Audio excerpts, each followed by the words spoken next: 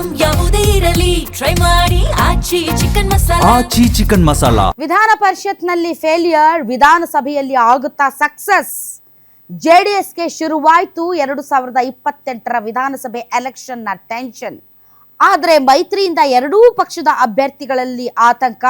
2028ರ ಚುನಾವಣೆಗೂ ಮೈತ್ರಿ ಮೂಲಕವೇ ಬಿಜೆಪಿ ಮತ್ತು ಜೆಡಿಎಸ್ ಸ್ಪರ್ಧೆ.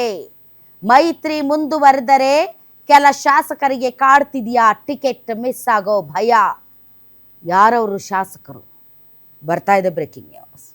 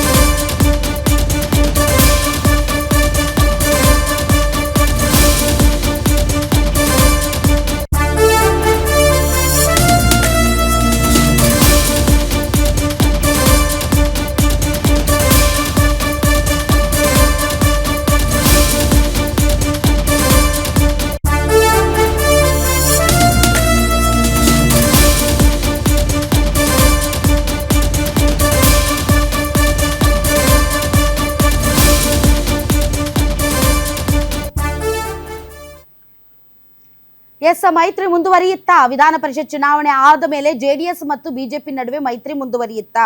ಮೈತ್ರಿಯೊಡನೆ ಹೋದರೆ ಲಾಭ ಹೆಚ್ಚ ಅಥವಾ ಮೈತ್ರಿ ಮುರಿದುಕೊಂಡು ಇಬ್ಬರು ಸ್ವತಂತ್ರವಾಗಿ ಮುಂದಿನ 2028ರ ಚುನಾವಣೆಗೆ ಸ್ಪರ್ಧೆ ಮಾಡಿದ್ರೆ ಬೆಟರ್ ರಿಸಲ್ಟ್ ಸಿಗುತ್ತಾ ಅನ್ನೋ ನಿಟ್ಟಿನಲ್ಲಿ ಈಗ ಎರಡೂ ಪಕ್ಷಗಳು ಕುಳಿತು ಮಾತನಾಡುವಂತಹ ಪರಿಸ್ಥಿತಿ ಬಂದಿದೆ.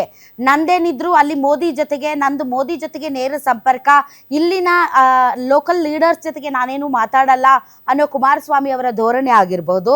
ಇಲ್ಲ ಕುಮಾರಸ್ವಾಮಿ ಅವರು ಏನಾದರೂ ಇನ್ವಾಲ್ವ್ ಆದರೆ ನಾಳೆ ಏನಾದರೂ ಎರಡೂ ಪಕ್ಷಗಳ ಮೈತ್ರಿ ಕಾಂಗ್ರೆಸ್ಸನ್ನು ಸೋಲಿಸಿ ಅಧಿಕಾರಕ್ಕೆ ಬರೋದಾದರೆ ಕುಮಾರಸ್ವಾಮಿ ಅವರು ಏನು ಹೈಜಾಕ್ ಮಾಡಿಬಿಟ್ಟು ಮುಖ್ಯಮಂತ್ರಿಗಳಾಗ್ಬಿಡ್ತಾರೋ ಅನ್ನೋ ಕಾರಣಕ್ಕೆ ಬಿಜೆಪಿ ನಾಯಕರ ಅಸಡ್ಡೆ ಮತ್ತು ದೂರ ಇಡುವಂತಹ ಪ್ರಯತ್ನಗಳು ಏನಿವೆ ಇವುಗಳನ್ನು ಮಾಡ್ತಾ ಹೋದರೆ ಡೆಫಿನೆಟ್ಲಿ ಇಬ್ಬರಿಗೂ ಕೂಡ ಲಾಭ ಇಲ್ಲ.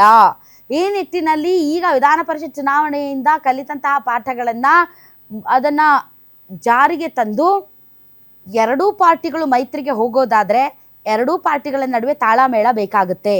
ಆ ನಿಟ್ಟಿನಲ್ಲಿ ವಯಾ ಮೀಡಿಯಾ ಹೇಗೆ ತಾವು ಮುಂದುವರಿತೀರಿ, ಯಾವ್ಯಾವ ಸೀಟ್ಗಳು ಹೇಗೆ ಏನು ಅನ್ನೋದ್ರ ಬಗ್ಗೆ ಈಗಿಂದಲೇ ಮಾತಾಡಿದರೆ ಅದು ಚುನಾವಣಾಷ್ಟರ ಹೊತ್ತಿಗೆ ಸರಿ ಹೋಗುತ್ತೆ. ಇಲ್ದಿದ್ರೆ ಚುನಾವಣೆ ಇನ್ನೇನು 3-4 ದಿನ ಇದೆ, ಆವಾಗ ಟಿಕೆಟ್ ಯಾರಿಗೆ ಅಂತ ಕೂತ್ರೆ ಡೆಫಿನೆಟ್ಲಿ ಇನ್ನಷ್ಟು ದೊಡ್ಡ ರೀತಿಯಾದಂತಹ -ಪಾಯಿಂಟ್ ಎರಡೂ ಪಕ್ಷಗಳಿಗೆ ಆಗಲಿದೆ. ಮೈತ್ರಿ ಮುಂದುವರೆದರೆ ಕೆಲ ಶಾಸಕರಿಗೆ ಟಿಕೆಟ್ ಸಿಗೋದಿಲ್ಲ.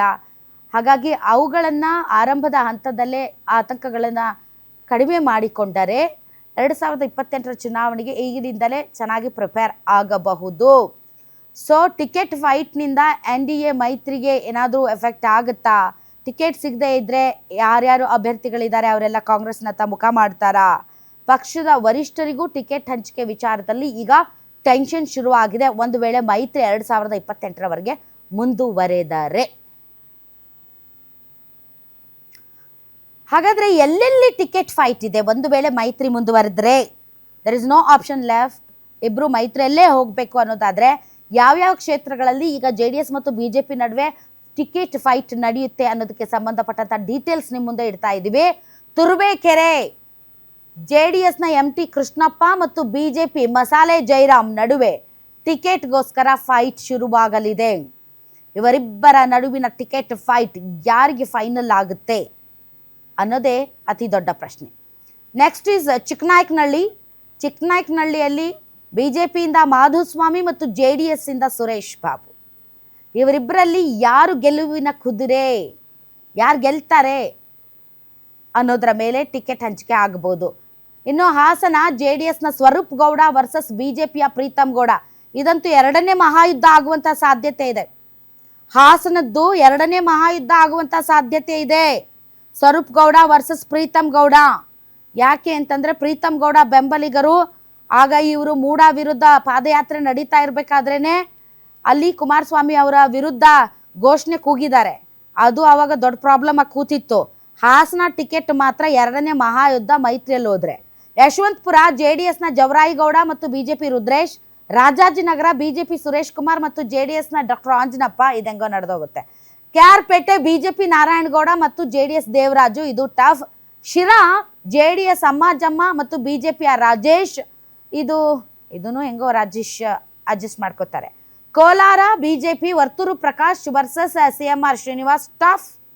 ಶಿವಮೊಗ್ಗ ಗ್ರಾಮಾಂತರ JDSನ ಶಾರದಾ ಪೂರ್ವ ನಾಯಕ್ ಮತ್ತು ಬಿಜೆಪಿಯ KB ಅಶೋಕ್, ಅಡ್ಜಸ್ಟ್ ಆಗುತ್ತೆ. ಬೀದರ್ ದಕ್ಷಿಣ ಬಿಜೆಪಿಯ ಶೈಲೇಂದ್ರ ಬೆಲ್ದಾಳೆ ಮತ್ತು JDSನ ಬಂಡೆಪ್ಪ ಕಾಶೆಂಪುರ್, ಅಡ್ಜಸ್ಟ್ ಮಾಡ್ಕೋತಾರೆ. ದೇವದುರ್ಗ JDSನ ಕರಿಯಮ್ಮ ಮತ್ತು ಬಿಜೆಪಿಯ ಶಿವನಗೌಡ ನಾಯಕ್, ಟಫ್ ಕಾಲ್. HD ಕೋಟೆ JDS ಕೃಷ್ಣ ನಾಯಕ್ ಮತ್ತು ಬಿಜೆಪಿಯ ಜಯಪ್ರಕಾಶ್ ಚಿಕ್ಕಣ್ಣ, ಸಮಹೌ ಮ್ಯಾನೇಜ್ ಮಾಡ್ತಾರೆ. ಸೊ ಈ ಒಂದು ವಿಧಾನ ಪರಿಷತ್ ಚುನಾವಣೆ ಈಗ ಎತ್ತಿರುವಂಥ ಹಲವಾರು ಸವಾಲುಗಳು, ಅದಕ್ಕೆ ಮೈತ್ರಿಯಿಂದ ಮುಂದುವರೆದ್ರೆ ಮುಂದಾಗಬಹುದಾದ ಪರಿಣಾಮಗಳು, ಈ ವಿಚಾರಗಳಿಗೆ ಸಂಬಂಧಪಟ್ಟಂತೆ ನಮ್ಮ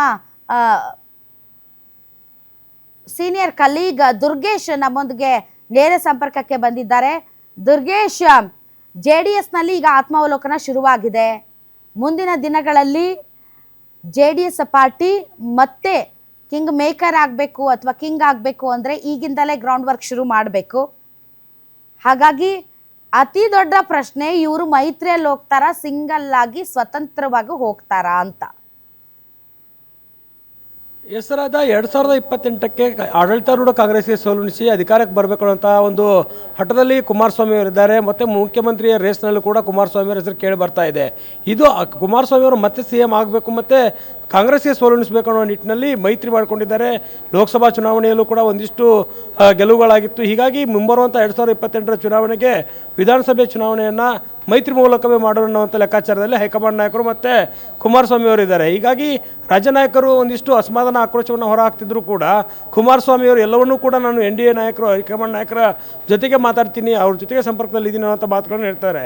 ಹೀಗಾಗಿ ಈಗ ಸದ್ಯ ವಿಧಾನ ಪರಿಷತ್ ಚುನಾವಣೆಯಲ್ಲಿ ಒಂದಿಷ್ಟು ಕ್ರಾಸ್ ವೋಟಿಂಗ್ ಆಗಿದೆ, ಅಸಮಾಧಾನ, ಆತ್ಮಾವಲೋಚನೆ ಎಲ್ಲವೂ ಕೂಡ ಆಗ್ತಾ ಇದೆ. ಜೊತೆಗೆ ಮುಂಬರುವಂಥ ಚುನಾವಣೆಗೆ ಯಾವ ರೀತಿ ತಯಾರಿ ಮಾಡಿಕೊಳ್ಬೇಕು ಮತ್ತು JDS ಸ್ಪರ್ಧೆ ಮಾಡುವಂಥ ಕ್ಷೇತ್ರಗಳಲ್ಲಿ BJP ನಾಯಕರನ್ನು ಮನವೊಲಿಸೋ ಕೆಲಸವನ್ನು ಹೇಗೆ ಮಾಡಬೇಕು ಅನ್ನುವಂಥದ್ದು ಬಹಳ ಮುಖ್ಯವಾಗಿರುವಂಥದ್ದು. ಇದರ ಜೊತೆಗೆ ರಾಜ್ಯ BJP ನಾಯಕರು, ಹೈಕಮಾಂಡ್ ನಾಯಕರ ಮನವೊಲಿಸೋದು ಒಂದು ಕಡೆ ಆದರೆ ಕುಮಾರಸ್ವಾಮಿ ಅವರಿಗೆ JDSನ ಕ್ಷೇತ್ರಗಳನ್ನ ಉಳಿಸಿಕೊಳ್ಳೋದು ದೊಡ್ಡ ಸವಾಲಾಗಿದೆ. ಹೀಗಾಗಿ ಯಾರೆಲ್ಲ ಅಸಮಾಧಾನ ತೆರೆದರೆ ಮತ್ತು ಯಾವ ಕ್ಷೇತ್ರಗಳಲ್ಲಿ ಅಸಮಾಧಾನ ಇದೆ ಅನ್ನೋದನ್ನು ಸಾಕಷ್ಟು ಚರ್ಚೆ ಆಗ್ತಾ ಇದೆ. ಮತ್ತು ಟಿಕೆಟ್ ಕೂಡ ತಪ್ಪತ್ತೆ ಅನ್ನುವಂಥ ಆತಂಕದಲ್ಲಿ ಕೆಲವೊಂದಿಷ್ಟು ಹಾಲಿ ಶಾಸಕರಿದ್ದಾರೆ. ಜೊತೆಗೆ ಮುಂಬರುವಂಥ ದಿನಗಳಲ್ಲಿ ಟಿಕೆಟ್ ಸಿಗಲಿಲ್ಲ ಅಂದರೆ ಅವ್ರ ಮುಂದಿನ ನಡೆ ಹೇಗಿದೆ ಇರುತ್ತೆ ಅನ್ನೋದು ಕೂಡ ಬಹಳ ಕುತೂಹಲ ಮೂಡಿಸ್ತಾ ಇದೆ. ಸದ್ಯ ಕ್ರಾಸ್ ವೋಟಿಂಗ್ ಆಗಿರುವಂಥ ಲೆಕ್ಕಾಚಾರದಲ್ಲಿ ನೋಡೋದಾದರೆ ಒಂದಿಷ್ಟು ಜನ ಕಾಂಗ್ರೆಸ್ ಕಡೆಗೆ ಮುಖ ಮಾಡಿದ್ದಾರೆ ಅನ್ನುವಂಥದ್ದು ಕೂಡ ಮೇಲ್ನೋಟಕ್ಕೆ ಕಂಡು ಬರ್ತಾ ಇದೆ. ಇದನ್ನು ಹೇಗೆ ಕುಮಾರಸ್ವಾಮಿ ಅವರು ನೀಡ್ತಾರೆ ಅನ್ನೋದನ್ನು ಕಾದು ನೋಡಬೇಕಾಗತ್ತೆ. ಥ್ಯಾಂಕ್ ಯು ದುರ್ಗೇಶ್, ನಿಮ್ಮ ಈ ಎಲ್ಲ ಮಾಹಿತಿಗಾಗಿ.